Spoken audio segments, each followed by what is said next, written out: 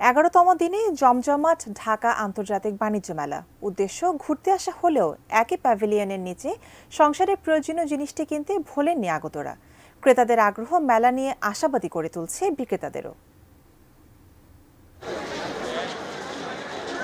ঢাকা আন্তর্জাতিক বাণিজ্য মেলায় তুর্কি পণ্যের এই স্টলে নানা রঙের আলো ঝলমলে ঝাড়বাতিগুলো যেন আকর্ষণ করছে ক্রেতাদের। এই দোকানে তাই বাড়তি ভিড়। ঘর সাজানোর পণ্যগুলো দেখে মুগ্ধ হওয়ার পাশাপাশি কিনেও নিচ্ছেন ক্রেতারা।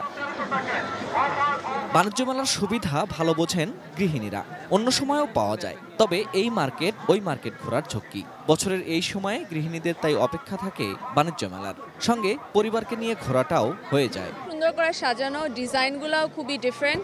যেমন আপনি দেখেন এক একটার মধ্যে বিভিন্ন প্যাটার্ন দেওয়া আছে, এইগুলো আসলে আমি আগে দেখি নাই। এটা আমাদের জন্য হেল্পফুল হচ্ছে, কিন্তু আমার কাছে মনে হয়েছে অন্যান্য জায়গা থেকে এখানে একটু সামান্য এক্সপেন্সিভ, খুব বেশি না। যারা পারদর্শী ডিসকাস করতে পারে তাদের কাছ থেকে কিন্তু রিজনেবলে রাখে, বেশি রাখার ওয়ে নাই।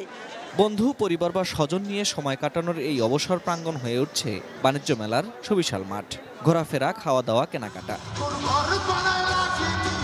চাইলে সন্ধ্যার সাংস্কৃতিক আয়োজনে একটু চাঙ্গাও হতে পারছেন আগতরা। ছুটির দিনে তাই অনেকেরই গন্তব্য হয়ে উঠছে বাণিজ্য মেলা।